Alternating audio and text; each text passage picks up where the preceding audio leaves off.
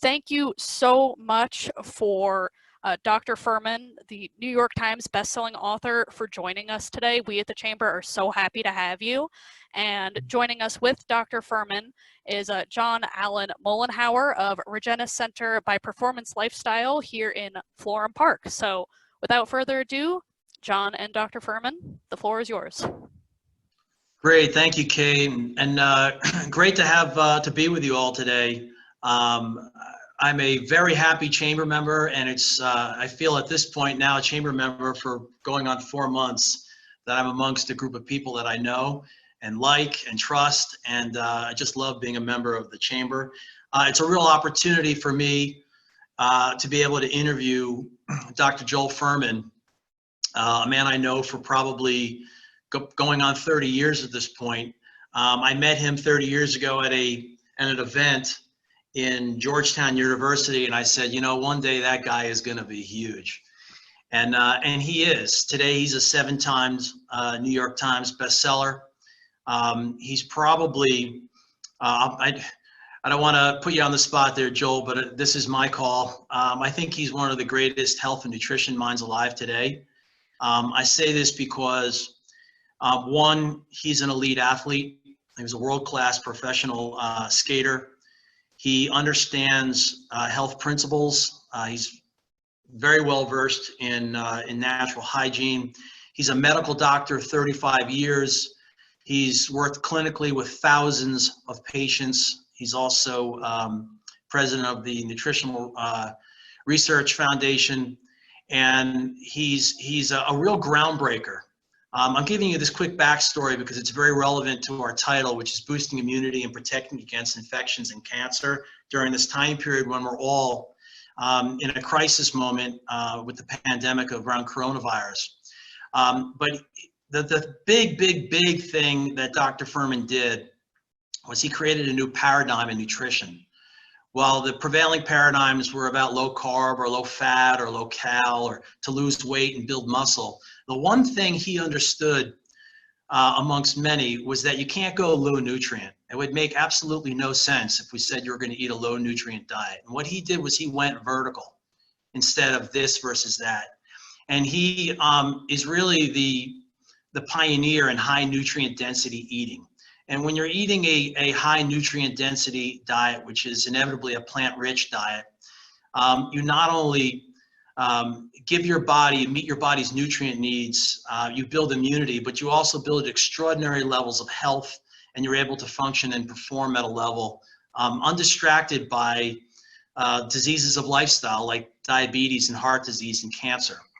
So I'm going to be asking probably 7 to 10 questions, and then at about halfway through this hour, I'm going to take your questions. So about 12:30, 12:35, start loading up your questions. If they pop up earlier, go ahead and do so. Load them into the chat. And depending on how much time we have, I may even give you the opportunity to unmute you and ask that question direct. So this is a great opportunity to learn about coronavirus and learn about how to boost your immune system with one of the 2 primary ways to really take your immunity through the ceiling, and that's through a nutrient-rich diet. So welcome, Dr. Fuhrman. Thank you, John. Great to be here. Looking forward to this today. What can you tell us about coronavirus, where things are at, what you're seeing, and the role that high nutrient density nutrition is going to play in making sure that we either don't get it or recover faster? Well, I think right now off the bat, we have to recognize that this is a virus, and like other pathogens, they have different degrees of virulence, and the risk of the host being damaged or killed by the virus is dependent on 3 factors with any infection, and that is, number 1, the size of the viral load. In other words, how much virus particles you've been exposed to. With what we know in modern technology, with not being in front of people coughing or sneezing, with keeping our hands away from our face, with not putting our hands over large surfaces and smearing it off, and in other words, with just common sense, and we're keeping our exposure to viral load very low. So that means the first thing is viral load, the second thing is viral virulence, and the third thing is the immune strength of the host. or host defenses. Now, a healthy body with a normal immune function has a whole series of lines of defenses with self-checks and balances against viral infestation and viral penetration of cells. And a healthy body is not vulnerable to harm from viruses like this, of this type, even a novel virus like coronavirus, like COVID-19.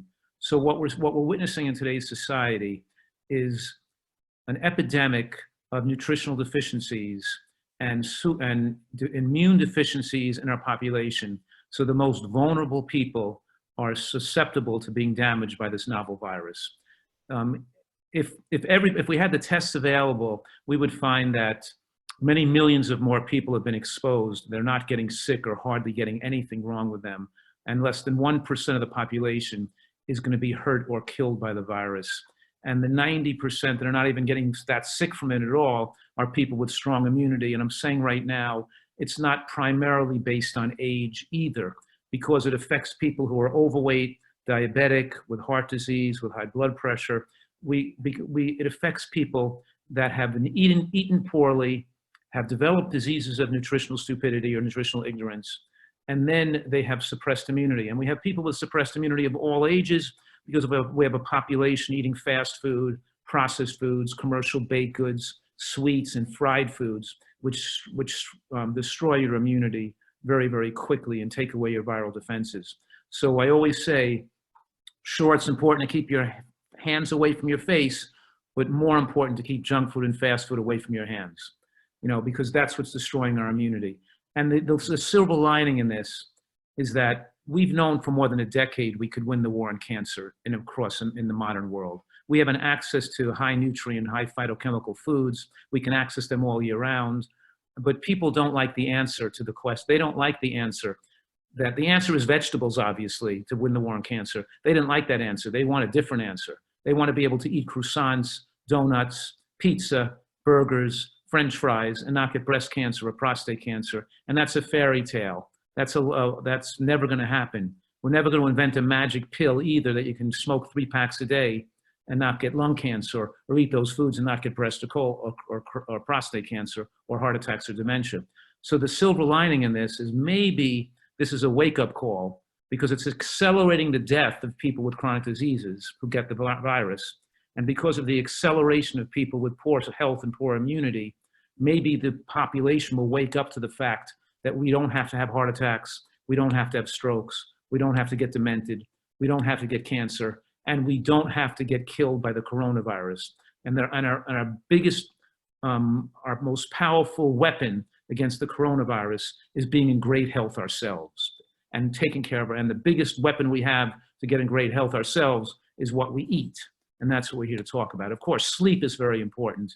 We have to get enough sleep, but the major factor is mostly what we eat.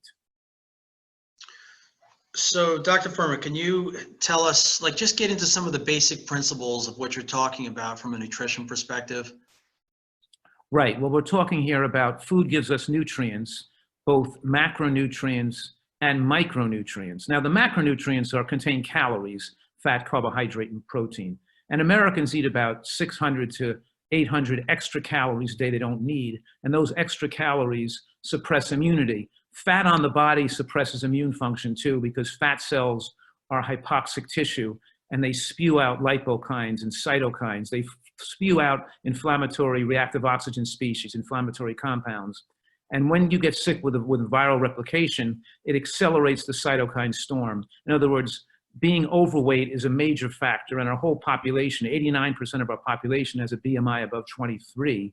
The health authorities consider that about 75% of a BMI above 25, but in proportion to your BMI going up, you weaken your response and you have an overactive immune response to cytokine storm. In other words, you get flooded with mucus, and of course, you allow viruses to penetrate the system. So being overweight itself, excessive calories is dangerous, overeating is dangerous, and the reason why Americans have to overeat and can't stop overeating is because their diet is micronutrient deficient. Micronutrients don't contain calories, vitamins, minerals, phytochemicals, antioxidants. And what I'm saying right now is when you have broad spectrum micronutrient deficiencies, you become a calorie consuming monster. and you can't control your appetite. So the most proven, I should say the only proven methodology to extend human lifespan and slow aging is moderate caloric restriction in the context of micronutrient excellence. So this represented by this equation, H equals N over C, we're talking about extending not just your lifespan, your health span, your play span, the fact that you have your full physical and mental faculties throughout your 100 years. That's the most important principle of a nutritarian diet, is seeking out and consuming foods that have a high micronutrient bang per caloric buck. Because let me just interrupt there real quick. So just so everybody understands, when we're talking about a nutrient-rich food, high in micronutrients, you're not just talking about a food that's high in vitamins and minerals, but you're talking phytochemicals, which you can only really get from plants. Is that correct? That's right. Beta carotene is an example of a carotenoid, but there are more than 100 different carotenoids in food. When you just take beta carotene in a pill, you block out the other carotenoids. In other words, we have to get them from real food, most of these nutrients. There are numerous vitamin E fragments. There are hundreds of carotenoids. There are hundreds of different isothiocyanates in green cruciferous vegetables.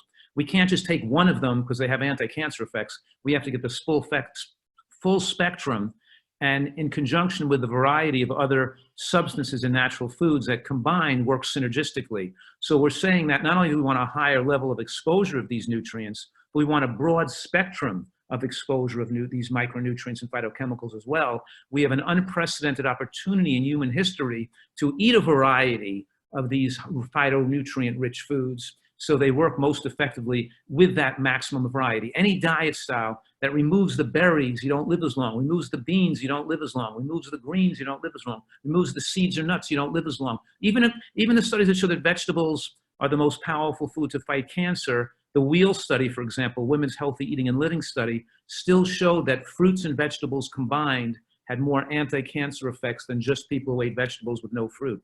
So we're still recognizing that variety of foods in this, picking out the right foods, of course, but having a variety of those right foods have all the effect to decrease free radicals, slow the metabolic rate, slow the rate at which you age, enhance DNA repair, and of course, improve the immune system response and our immune system defenses, so viruses are prevented to replicate rapidly. When viruses replicate rapidly without mounting a robust white blood cell attack against them, then they change their RNA into more pathogenic forms in the body. The viruses do not replicate like in identical forms. It's not that COVID-19 virus is not the same in every person. When you have nutritional deficiencies, the RNA changes and becomes more pathogenic and evades immune system capture and can start to result in more secretion and inflammation of lungs and respiratory and have more dangerous effects. So Dr. Fuhrman, on that note, I just want to ask you this. Am I correct in that a whole level of your immune system really gets turned on when you're eating a diet that's rich in these phytochemicals and micronutrients that otherwise would not be turned on if you were just eating the standard American diet? Yes, but recognize that there are about 10 different levels of immune function, 10 separate levels, and they're all controlled, or you could say activated by phytochemicals, which activate the NRF2 transcription proteins and the other anti-aging proteins like SIRT1 and AMP kinase, which stabilize stem cells and stabilize telomeres. White blood cells are made from stem cells and made in the bone marrow. And when you eat a diet that's chronically high in antioxidants and phytochemicals from vegetables, mostly from vegetables, fruits, beans, nuts, when you're natural plants, then your inflammation in your body is low because you don't have many reactive oxygen species, and the white blood cells stay in the bone marrow, they stay in their resting sites, and they're not activated. So a healthy person has a lower white blood cell count. The normal white blood cell count between 5 and 10 on a blood test, it should be between 2.5 and 7, not 5 and 10, because once you eat healthier, the white blood cells are inactivated, they're not being utilized, and it's like keeping the battery in the flashlight with a good charge because the flashlight's turned off. If you keep the flashlight chronically turned on, the batteries lose their energy. And the white blood cells, which are always activated in dealing with inflammation chronically, make them not able to react efficiently in response to a sufficient viral load. And there's other, so we have checks and balances in the immune system. It's like defenders at the gate of the castle. When the defense at the drawbridge failed, we still got the big gate covering them, and we still got the moat, and we still got the gate, and we still got the guys with the arrows at the top throwing fire down. We got a whole bunch of, a lot of different ways which the body defends itself, and these defenses are inactivated by inadequate nutrition.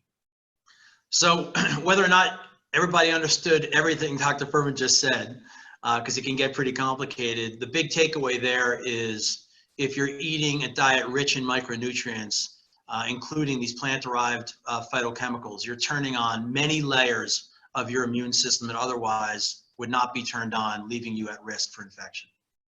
Exactly. Okay. And we're talking here about that, you know, raw vegetables, particularly the two most powerful immune protective vegetables to eat raw are the green leafy vegetables like lettuce and the green cruciferous vegetables like kale, bok choy, cabbage, collard greens, mustard greens, arugula, watercress. Those are the most powerful anti-cancer foods that have the most powerful response to the immune function. So everybody should be eating a salad a day, because the second most important thing vegetable-wise for immune system are onions and scallions raw. So if you put onions and scallions in a salad every day with maybe a nut and seed-based dressing, it's better than taking a quercetin pill, because a quercetin on the immune system has an effect to reduce an over-response, a cytokine storm, or over-cytokine inflammatory response to create too much fluid and inflammation in the lung. So we're saying that better than taking a pill is eating the greens and the onions and the scallion, because it works most effectively when it has the synergistic effect of the other nutrients and other carotenoids. So yes, raw vegetables have the most protective effects against cancer. They protect the DNA from DNA damage, and they allow normal immune system activation. Here's that wheel study, the Women's Healthy Eating and Living study, showed that breast cancer dropped over 50% in people who ate the most vegetables. And of course, fruits and vegetables alone were the most powerful, and berries were the most powerful fruit, and greens were the most powerful vegetable. So when you do the right things, we get dramatic effects. And while we know that vegetables have the most power to protect cancer and to support immune function, the American diet is only 2% of calories from vegetables, 2%, and we're primates. We're not genetically different from an ape, a gorilla, a baboon, whose diets are 90% vegetables, or 80% vegetables. We're eating 2%. And I always say, if you don't like vegetables and not going to eat your greens, then you better live close to a hospital, because you can't be normal. You have to develop disease and be sick if you eat the way other Americans eat. If you're going to eat a meat and potato diet, if you're eating burgers, if you're eating pizza, and you're eating piddling amounts of vegetables, then you're going to have to get cancer and be sick and be vulnerable to the coronavirus. And the foods, those particular foods now that we're mentioning, we want people to remember that have the most protective effects at building immune function and protecting cancer, we remember with that acronym G-BOMBS, G-B-O-M-B-S, greens, beans, onions, mushrooms, berries, and seeds. And now we show people how to put this program into action and make a diet containing these foods taste great. And I'm not saying, of course, that this is all we eat. We don't just eat greens, beans, onions, mushrooms, berries, and seeds. But we're cognizant of eating these foods regularly and maybe even daily, especially in these dangerous times we live in today. You know, Dr. Fuhrman, it's really interesting. I've been around eating this way for decades, and someone could potentially look at greens, beans, onions, mushrooms, berries, and seeds and say, God, is that it? Is that all I'm going to be eating? Yeah. Two quick comments on that. You'd be surprised at how many amazing dishes you can make with just these foods. But that's not all people eat, correct? Well, no, of course not. We eat other foods too, but of course we should be remembering the foods that in scientific studies have been shown to have the most power to protect cancer. It's not just eating any plants. We can't just eat, white rice or something, or even brown rice, and expect to have a diet that's protective against cancer. We can't just be eating bread and pasta. We can't just be eating oils and things. We have to actually eat we have to actually get the G-BOMBS in if we want to have a normal functioning immune system. And of course, there are long-lived societies that didn't have, let's say, all these foods in high amounts, but they had a lot of them. They always have many of them, but that's the facts that what gives us such a great opportunity in human history to live longer than ever before that people could have lived, because now we know the foods with the most powerful benefits, and we have the access to them through, to get such a wide variety of these foods in our diet. We can eat wild blueberries in the wintertime. We can get leafy greens all year round. We can get red onion and scallion. We can get different varieties of mushrooms. So there's things that we have access to that people are not appreciating of. What I'm saying right now is, while we have a time in history where we can live to be 100 years old in great health and protect our immune system, we have that opportunity, even though not many people take advantage of that, because we also have a fast food nation with an opportunity to eat the worst diet ever in human history as well. But we could take our pick.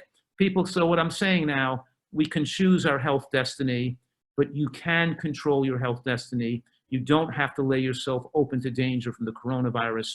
You can choose to be in good health and to protect yourself and to protect your family. We always say, put the oxygen mask on yourself first, get in great health, get protected, then go out there and help other people. Now, this slide is just demonstrating those longevity proteins we're talking about, SIRT1 and AMP kinase, that reduce inflammation, prevent oxidative damage, and stabilize the immune system and the stem cells and the bone marrow, where the white blood cells are produced, are stabilized by these proteins that are activated by phytochemicals, exercise, and moderate caloric restriction, reminding us not to eat a heavy dinner at bedtime, reminding us not to eat a huge amount of food and go to bed on a full stomach. We have to eat earlier in the day. We have to eat a lighter dinner. We have to finish eating dinner by 5 or 6 o'clock. We need a certain amount of hours to digest that meal, because when you go to sleep on a full stomach, you're taking away the power of sleep to restore your immune system back to normal, and it's lessening the efficiency of sleep. We need more sleep, but we need more sleep without digestion taking place. So we need to eat our rich diet and eat early in the day and not eat late at night.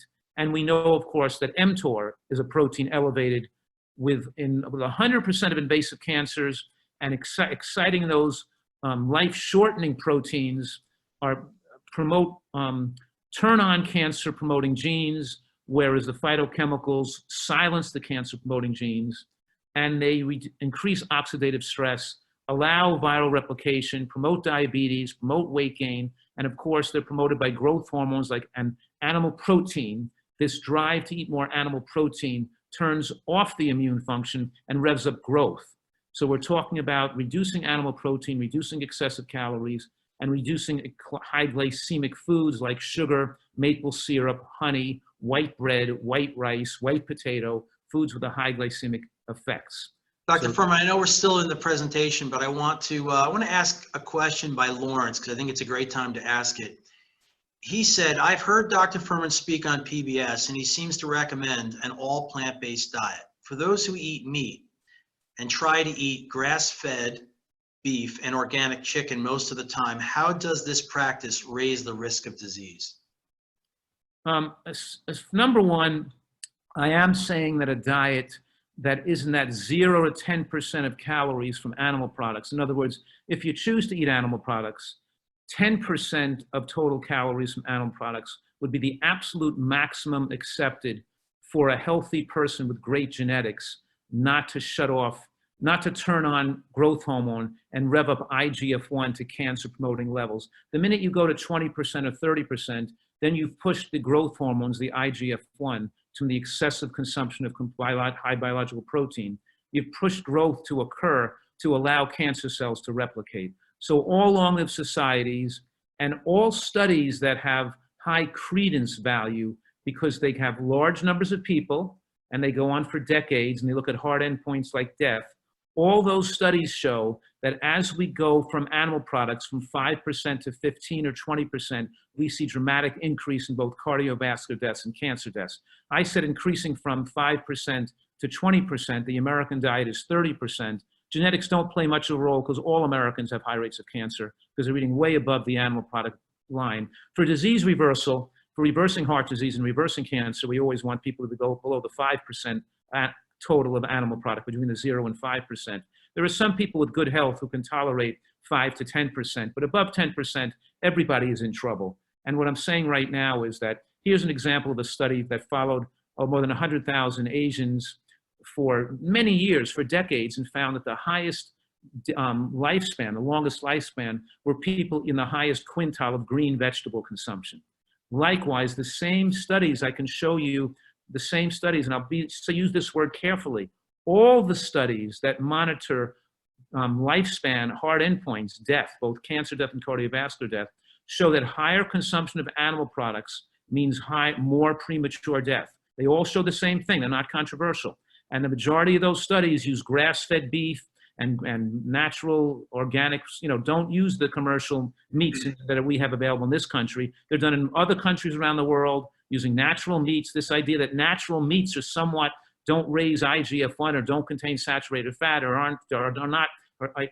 animal products have no phytochemicals, no antioxidants, no fiber, and they're calorically dense foods that lead to excess growth and excess weight. So essentially grass-fed is really more of a marketing, like nutritional marketing. It really doesn't have any bearing on the outcomes of these studies. That's correct. There's no difference in studies showing grass-fed. The Australian meats are all grass-fed, and they have the same effect of high animal product consumption there as other countries. No benefit at all, except the grass-feds do have a higher omega-3 to omega-6 ratio in the tissues of the animal products. So there's a slight benefit, but it doesn't seem to affect outcome. In other words, it's okay to have nutritional hypothesis and a philosophy, but in order to accept that, you have to test it in long-term studies, and most short-term studies looking at soft endpoints like weight loss or triglycerides going down or diabetic parameters aren't really of as much substance as looking at a long-term study showing the long-term effects. Because I could give you a diet of just white rice and show beneficial short-term effects, or just Twinkies, and you'll have people losing weight, get sick of eating Twinkies, and they will lose weight, and numbers will look better. But if you follow them for 20 years, these people on the rice diets or Twinkie diets all have high rates of cancer, they'd have high rates of hemorrhagic stroke, they'd have high rates of dementia, because their diet is nutritionally inadequate. It's a big deal. It's a really big deal. So, so let's get into a little bit. We're about halfway through. Let's get into like what are the world's best foods. We've talked about G-bombs. Talk to us a little bit more about the food quality and what your recommendations are around what we should be eating to build immunity and prevent susceptibility to infections. That's right. The American diet is 60% of calories from processed foods like pasta and bread and salad oil and mayonnaise, donuts, cookies, crackers, rice cakes, oils, and especially fried foods and processed carbohydrates like grains and baked goods should have to be avoided. The most important meal of the day is lunch.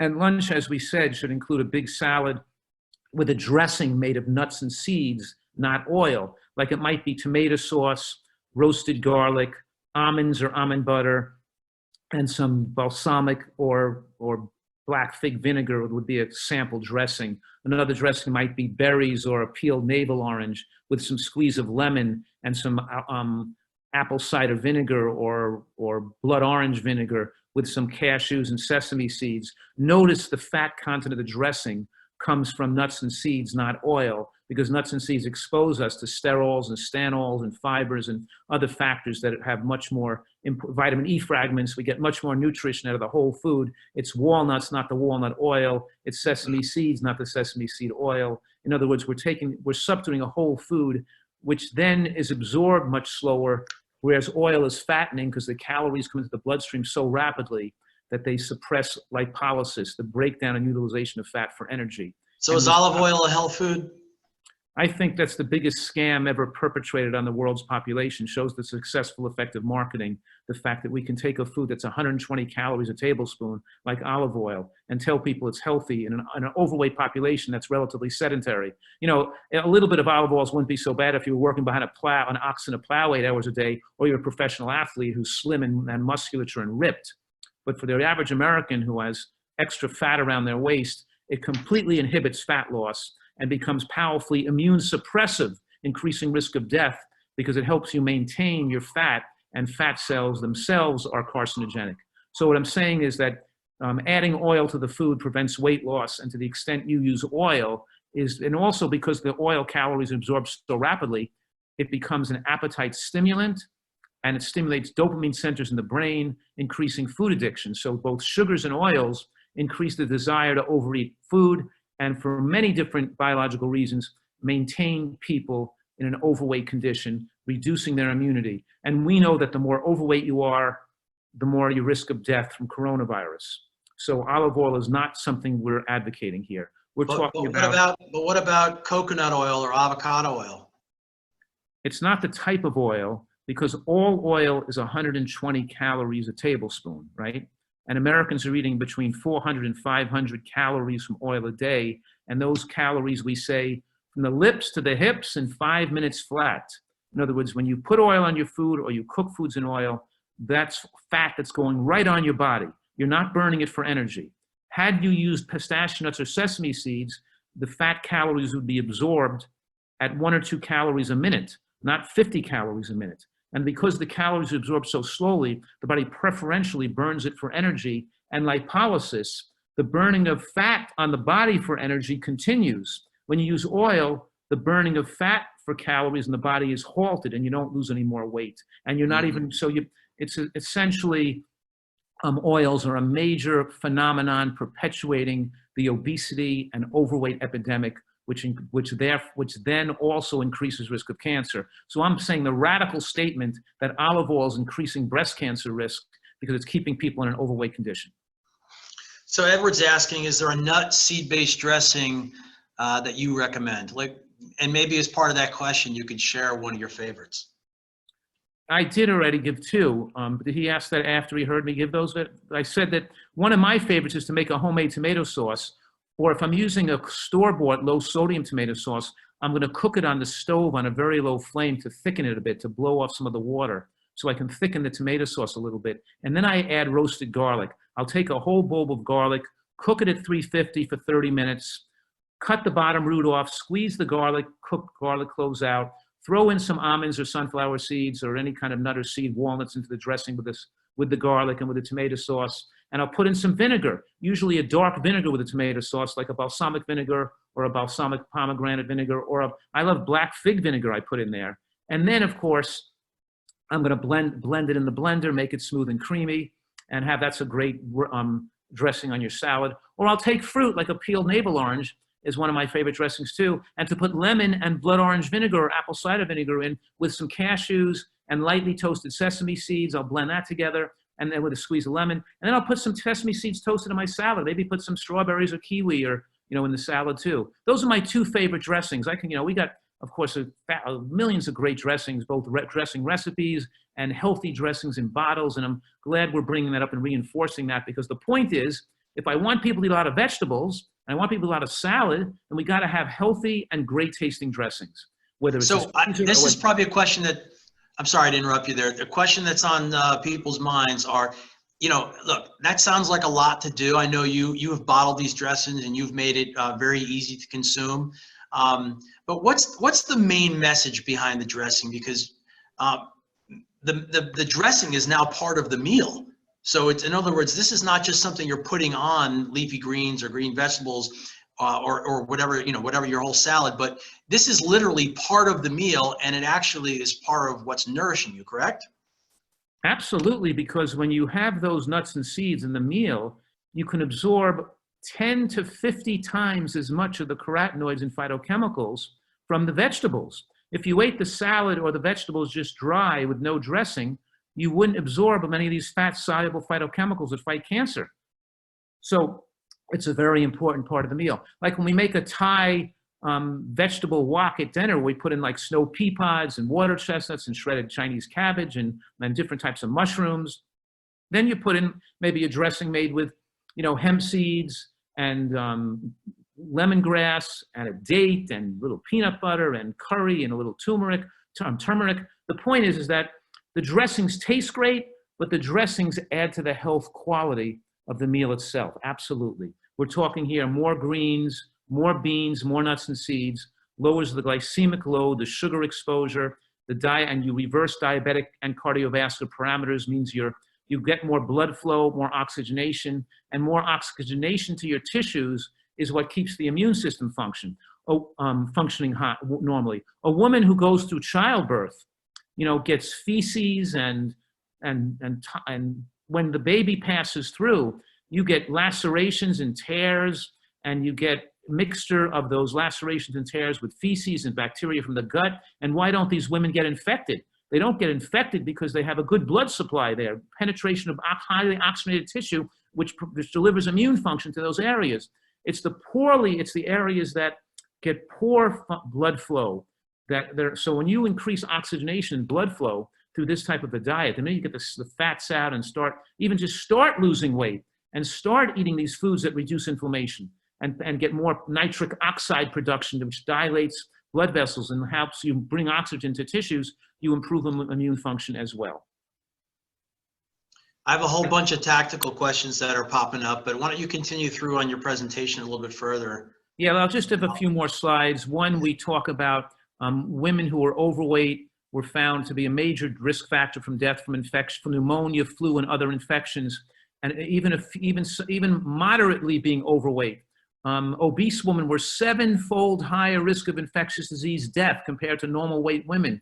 If you don't get this message in the past, now's the time to get this message. Get your health in gear, eat healthy, lose the weight.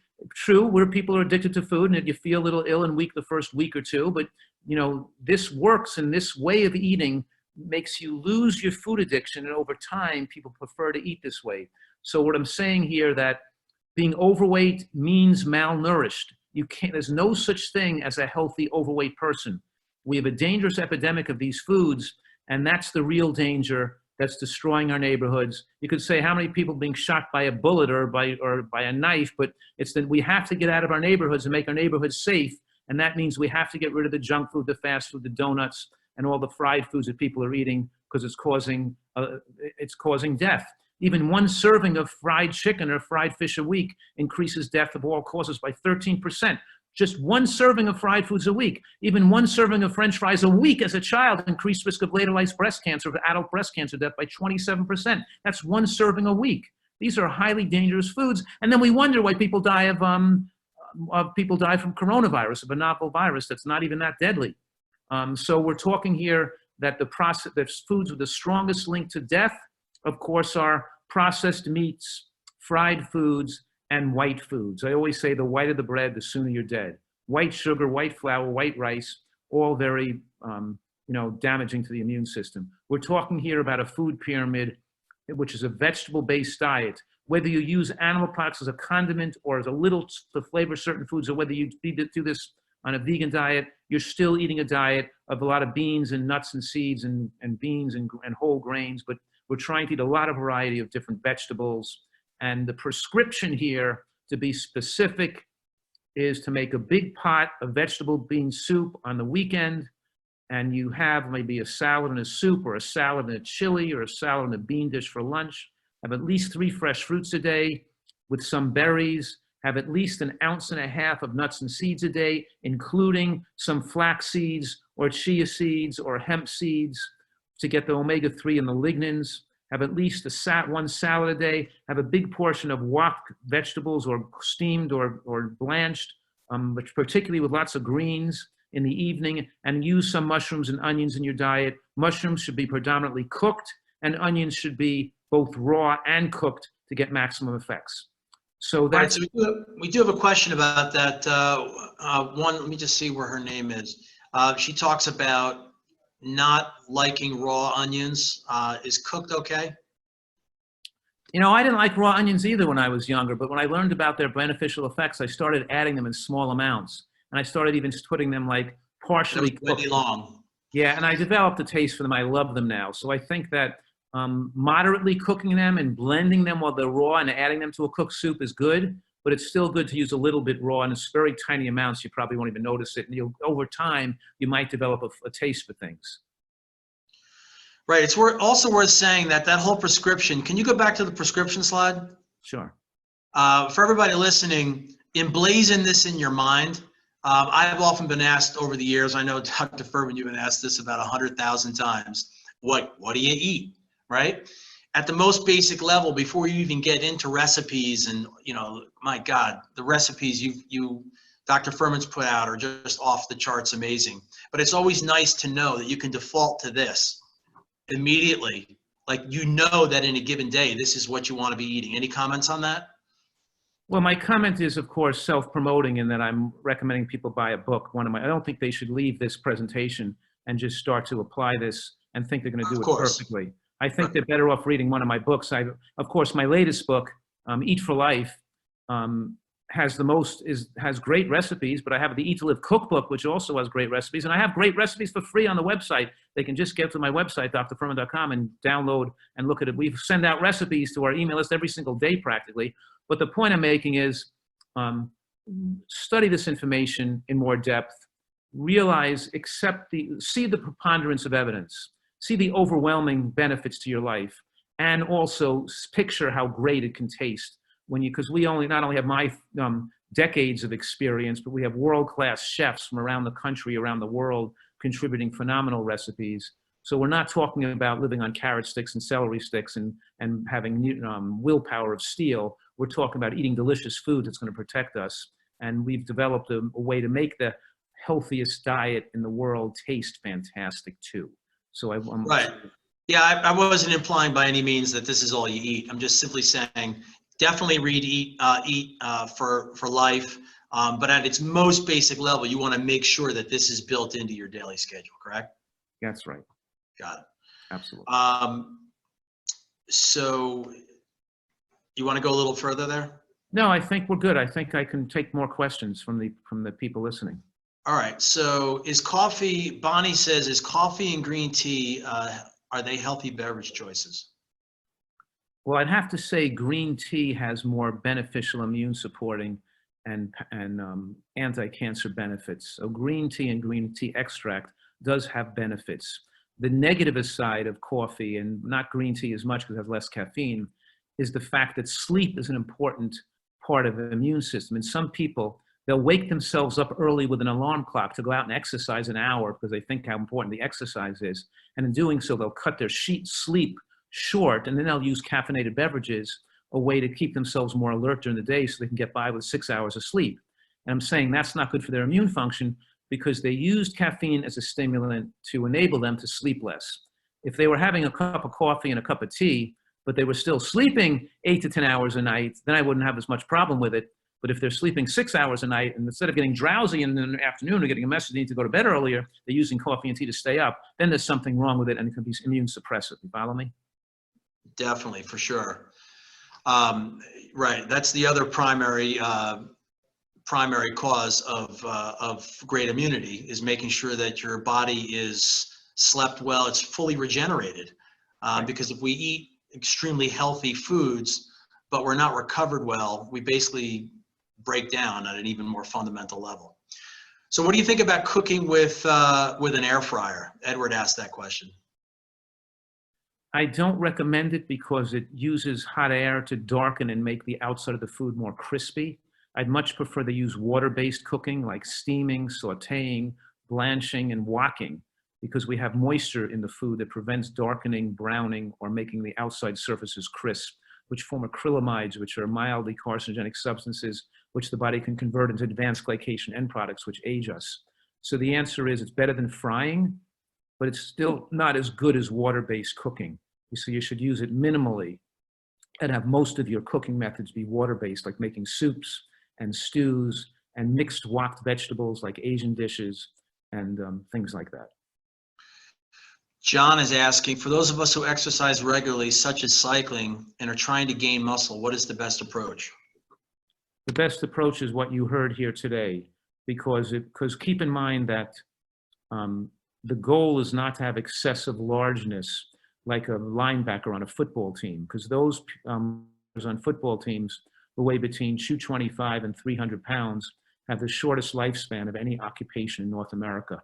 What I'm saying right now is some avid athletes think that muscular size is the goal for good health, and it's not. We're seeing that even Tom Brady, Venus Williams, that's, Roger Federer, Kyrie Irving, the top athletes in the world have recognized that to prolong their athletic career, to maintain stamina, strength, jumping ability, and speed, they have to keep themselves leaner and sacrifice growth for health, or they're going to burn out their careers, age slower, and get more injured. The reason why Tom Brady's still functioning is because he keeps himself lean and is not trying to maximize growth. He's trying to maximize strength per body weight mass. So the same thing is true with now how that, we're talking about top basketball players right now. Even LeBron James has trimmed down a little bit and cut back on animal products, eating more nutritarian. We have like Zion Williamson, who's too heavy, and he's a great athlete who's going to cut his career short unless he starts to trim down and change his diet. Venus Williams was out of the professional tennis tour for years with Sjogren's syndrome, with an autoimmune diseases. She switched to a nutritarian type diet and got rid of her autoimmune conditions and got back on the tennis tour again, and now is totally healthy again. And she's prolonging her career, and like the top tennis players in the world, including Djokovic and Federer, who eat a nutritarian diet. And me, as I'm being an advisor to world-class and Olympic athletes, including Eric Schlappi, who was in 4 Olympic Games for downhill skiing. 4 Olympic Games mean he's been in the Olympics for 16 years, which is unheard of in downhill skiing because of his diet. He traveled with the Vitamix and made his green smoothies. And the whole purpose, it didn't make him ski faster. It kept him from getting sick, and it prevented him from aging as fast, so he maintained his athletic powers as he got older. And when you're a top athlete and you get sick with a flu and infection, you can't keep training, and you've seen your results suffer. So a lot of these athletes do it because they want to keep their immune system strong, because they're smart. Think of like Dwayne Wade in the 2012 NBA Finals when he got a flu and couldn't go into the game. Well, if you're training all year for that event, and then you get sick when the event happens.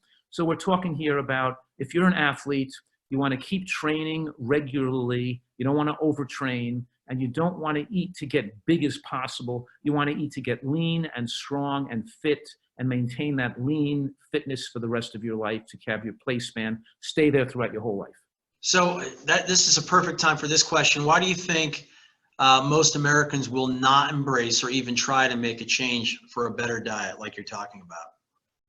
Because the processed foods and the oils and the fried foods and the sweets are so addicting, and people don't even know they're an addict, but they can't stop those foods because they try to stop them, and they start to feel shaky and weak when they try to stop those foods, and even provokes anxiety and moderate depression when they try to not eat those addictive foods anymore. It's like coming off cocaine. They don't know how to do this. And a nutritarian, see, that's what I've been doing for decades, is teaching people how to flood the body with nutrients to minimize the side effects and the disruptive effects of dietary change. Huge point. On emotions, And as you know, John, that's why I have a retreat here in San Diego where people who are food addicts and overweight or obese with medical problems can come and stay here for a few months, 2 or 3 months. Sometimes it takes that for people who are really powerfully food addicted. Sometimes they need professional guidance and professional help to make the transition. But the silver lining here is once they make that transition through the difficult first few weeks, and they stick with eating this way, their taste buds improve, the fog lifts, their desire for these foods go away, and they start to embrace and love healthy food. It's just like the smoker who's 2 years out of smoking and smoking now disgusts him. But for the first year he was off cigarettes, it was still a little difficult, and he missed the emotional addiction to it. It's the same thing. This is an addictive food. Unhealthy foods are addictive substances, and with knowledge and the proper guidance, people can be successful and enjoy eating this way for the rest of their life. So when people come into our retreat, when they're obese and food addicts, they leave and they have the skills they've removed the obstacles, so they can stay eating this way when they go home, and they stick with it for the rest of their life.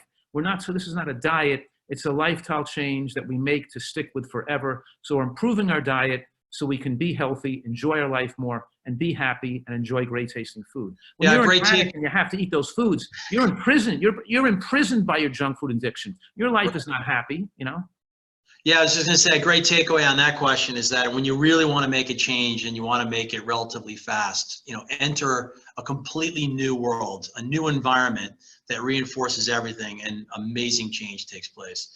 So we got a lot of questions piling up here. What are Dr. Fuhrman's thoughts on vitamins? This is from Alan. What should we be taking daily? You should be taking vitamin D, about 1,000 to 2,000 a day. Zinc is very important for immunity. And so plant foods, you don't absorb zinc well, so about 10 milligrams of zinc a day. K2, iodine if you're not eating seaweed or seafood. The mains are D, B12, and zinc. And then if you're not, and then if you want a little extra immune support during this dangerous times, a mixed mushroom extract and maybe a little bit of turmeric and green tea extract. You can look at drfuhrman.com. I have some supplements without beta carotene and folic acid and some immune boosting substances that people can take during this time. What I'm talking right now is if you're using a multi, do not take a multi with folic acid in it. That's a synthetic made from petroleum that increases risk of cancer and suppresses immunity. Our diet is rich in folate. You should not be taking folic acid.